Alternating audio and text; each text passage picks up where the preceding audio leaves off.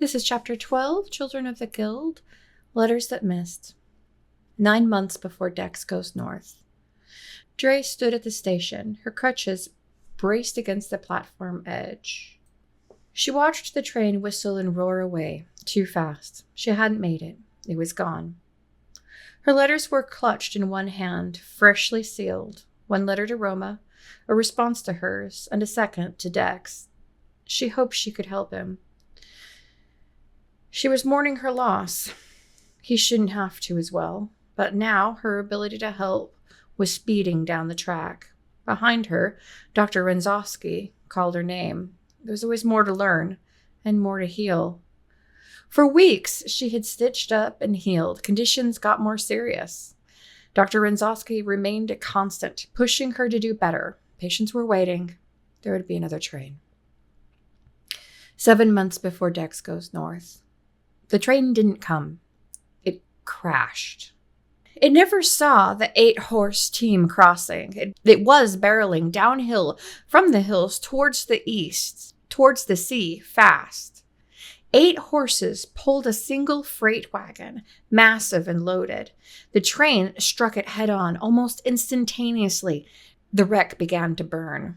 It started slow. First, a bitter stench of burning air. Exposed furs caught fire from the sparks flying off of the smokestack and exhaust vents. The horses screamed, tangled, and panicked. People ran to help, but the animals were wide-eyed and thrashing.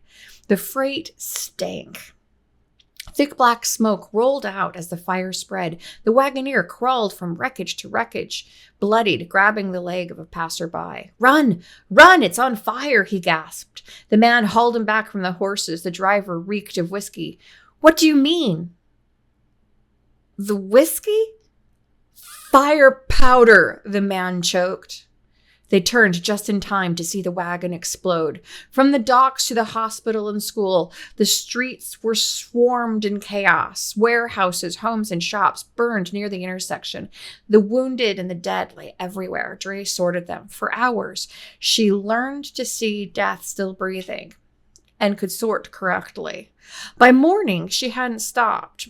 They moved her into the hospital.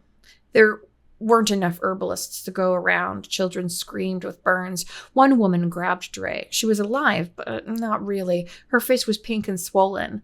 The blackened skin had slucked off, but the raw tissue beneath would not survive. Her legs were broken. She would die. No herbalist could take her pain, and soon there would be no left to take. "Please," the woman rasped. "Help me die."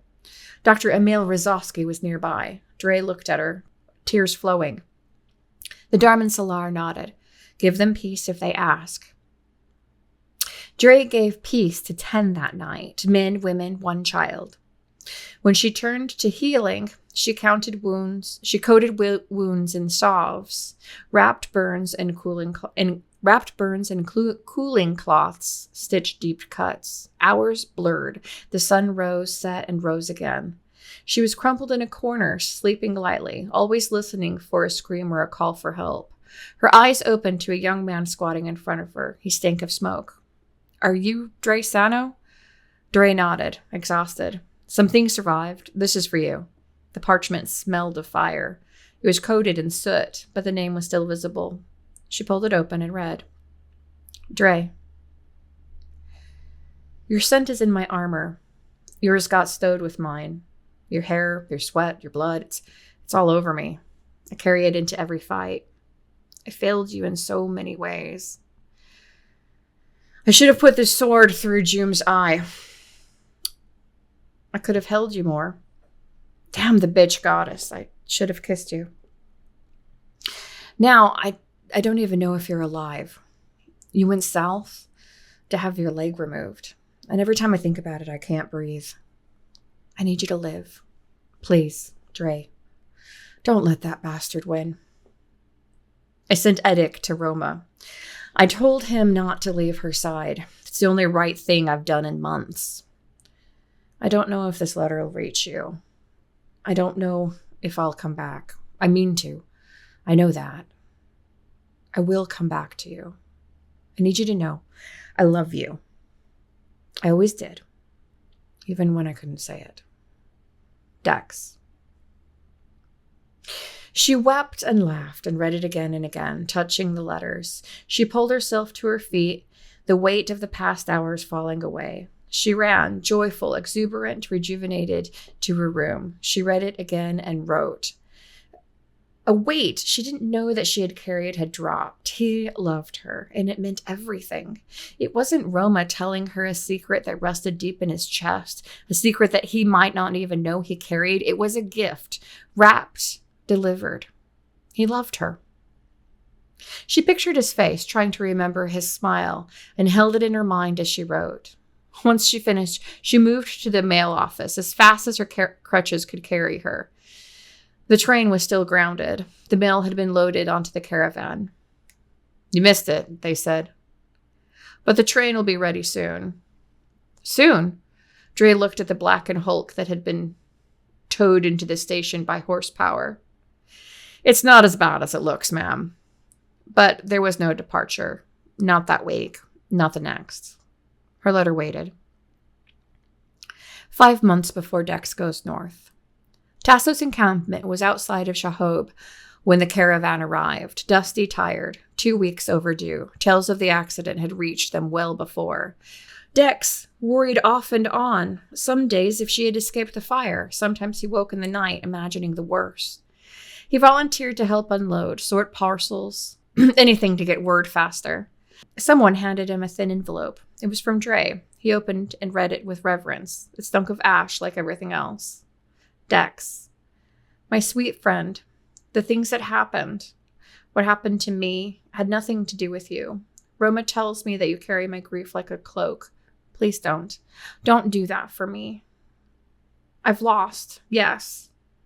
At first, I wasn't sure how we could go on. I looked to where my leg used to be and I saw my entire life lost. I will never fight again. Not like I could. But I'm walking. On crutches mostly, but I will walk on an artificial leg one day. It's being made for me. And one day I will return to Tassos, and when I do, I will be someone else. I have gifts, talents I never knew about. I never could have known. I'm training as hard as I can right now. I'm going to become a Darman Salar, a commander of healing.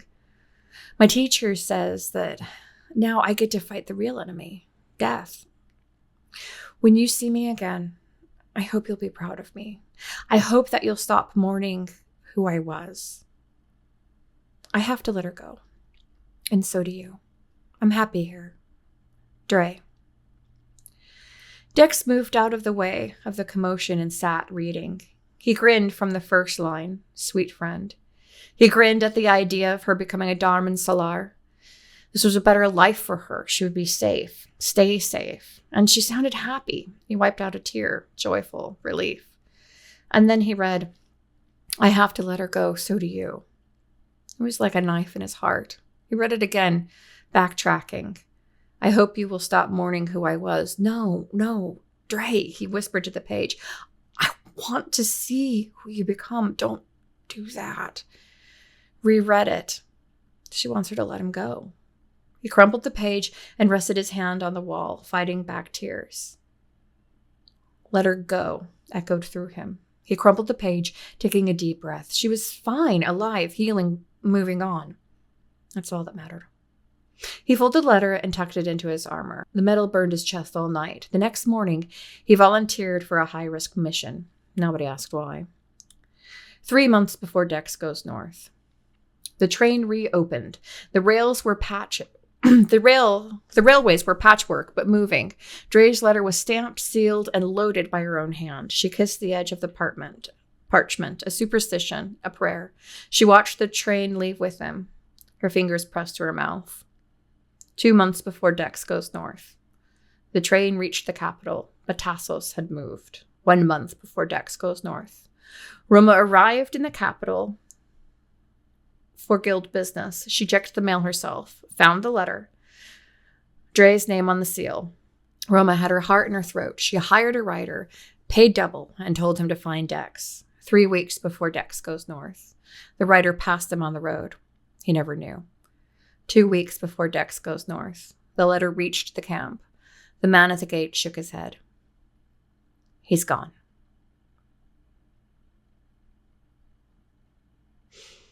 Chapter 22. The Hollowed. Dre. I'm sorry. It missed him. He's in the north now. Dex got your last letter. I think it helped. It changed him. The sulking stopped. But I don't know. I wish I knew what was going on between you two. I wish that he got the letter that he didn't. You can tell me. He won't. He won't talk about you. He told me that you were happy and you were gone. That was all that matters. Are you fighting? I'm proud of you. We need more doctors. I'm working on purchasing some herbalists for us. I need some doctors to monitor them. I'm not sure, but they require special care. Any help would be appreciated. Darman Salar, that would be wonderful. Can you imagine? If we have to fight, we would lose fewer. I can't believe you go for walks. I don't understand how your prosthetic will work, but I want to know. It all sounds a bit like magic. Please be heartened to know that it's not all bad news. Tassos is growing faster now than I could have imagined. Taking Siphus under our wing has given us a position of power. Other small guilds and clans are now applying to join us. We agree to never take away their internal leadership, but they must in some way serve the guild. Sometimes it's as simple as coin, a yearly rate. Sometimes they produce at a reduced amount for another guild under our shield. We are creating economic machines where one guild feeds another for the greater profit of all. They negotiate with each other, and so far, it's profited every guild and clan that has joined us. Siphus has become a chore. They fear Edic, and so they fear me. But that threat of mutiny has lingered. Siphus had been doing dark things under Jum's leadership. They have now resolved to profit. Cade is negotiating with the Karagul, the Imperial Guard. We hope to become a supply base and a backup to the Empire. If we position ourselves right, the Emperor's power will extend far beyond the gates of Shahob.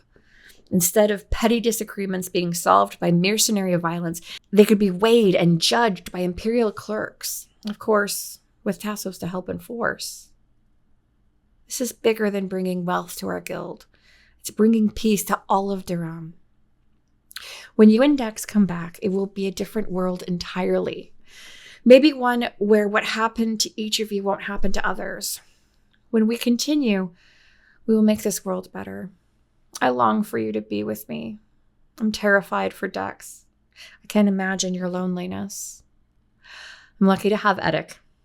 He and I have grown closer.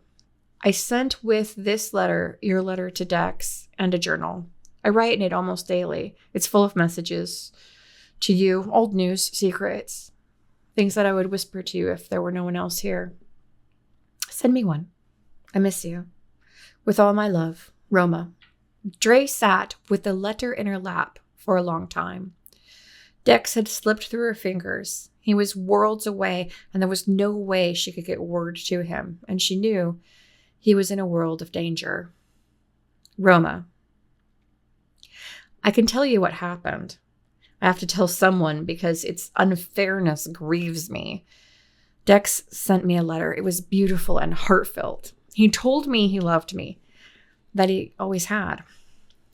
And I can't help but know that I feel the same way. I feel the absence of him the same as I feel the absence of my leg. I turn expecting him to be there, and there is nothing. The letter was sent to tell him I feel the same. I am such a fool. I should have taken my chance to tell him how I felt the first time I set pen to paper, but instead I railed on about how happy I was. I was trying to comfort him. I think I told him to let me go. I don't remember it word for word, and now I'm haunted that sentences were slipped in that don't reflect how I feel. I've lost him. He's gone. And what does it matter? We can't be together. He must serve his time, and I must remain here until I'm a Darman Salar, or I will be a drain on him and the guild. Subtle change in ink. It took me a couple of days to get back to this. I've been traveling. We were moving into areas where the Tavascan border is threatened. Strange things happen on the far eastern edge. We took a boat. There were men who were suffering from a malady of madness of some kind. They had wandered into the jungle after they were treated for illness. When they came back, they were like beasts, ripping livestock and people apart. There was a hunt for all of the people the village said went into the forest, and they were mostly found and killed. I questioned the leader. He showed me the herbs he used, where they slept. He explained the condition. It was a simple one, a rash and a condition of the lungs. Emil, Dr. Remzowski, my mentor, has never heard of one that leads to madness after primary conditions were resolved. There was something strange about the healer, and I don't know what it was, but he frightened me.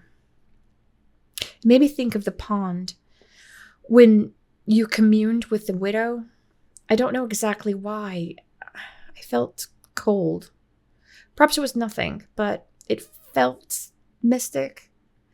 Have you heard of such a thing? I miss you. I'm lonely sometimes, but I'm not totally alone. Emil has become a friend of sorts. The patients are my strength. Everyone I help heal drives me forward. I'm happy. Please know that I am. But I long for warm arms. I miss sharing your warmth. Thank you for your journal. I find myself reading a page or two at night. I'm glad for you and Eddick.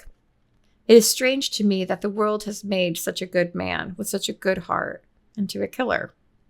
But we do not pick the paths we walk.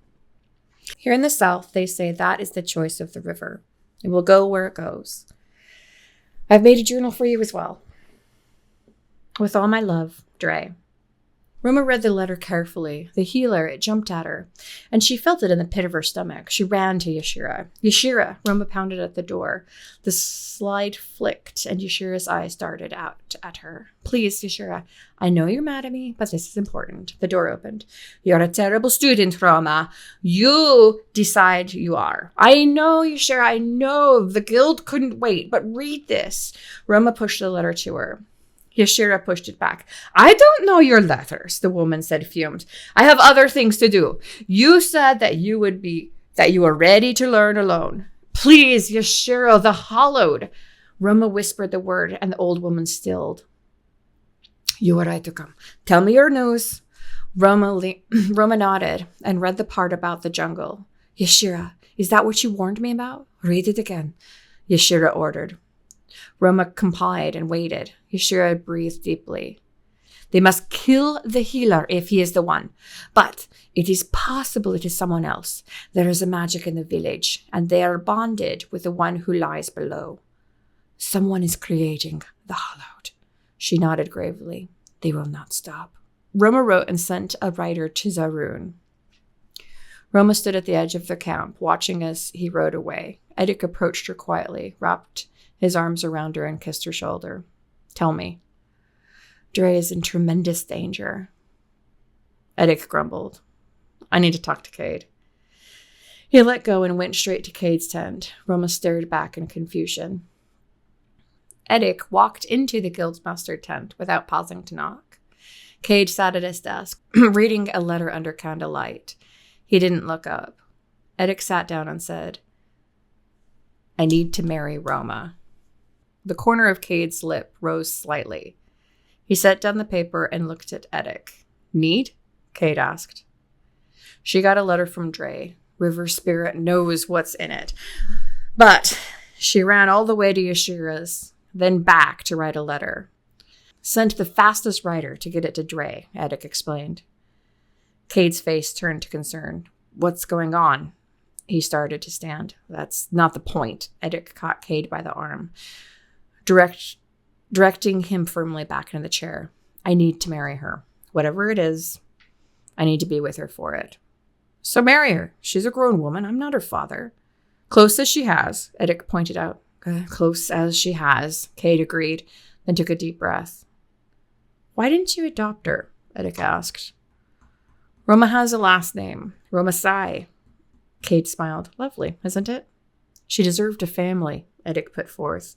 Not angry, but challenging. She has a family, Eddick. Cade pursed his lips for a moment, considering. She came to me when she was 8. She remembers her mother, bits of her true father. That spring, her father died in the East. He was a Southern man, I think from the far continent. That's why she's so pretty. Cade nodded fondly, glancing at Edic. Edic nodded, listening. But he died, as I said. Her younger siblings were on the verge of starvation, and her mother had fewer than any choices. The poor woman was already selling herself to sustain the 4 children, so she took Roma guild to guild, hoping she could get a good price. That was her last stop. Tassos was very small at the time. You bought Roma? I bought her for 20 silver. Cade nodded, a generous amount. Edic nodded. She never told me. Does it matter? No, never. Edic sat quietly for a moment. Cade spoke up. I told you because Roma had a family. I would never take that from her. But where it matters, I am that girl's father, and Dex is her brother. He was 4 at the time and warmed right up to her. More often than not, I'd wake in the morning to see both of them curled up like puppies. Cade smiled and paused, savoring the memory. I'm telling you this because as much as I know you love being a Caragul, Roma will never leave Tassos.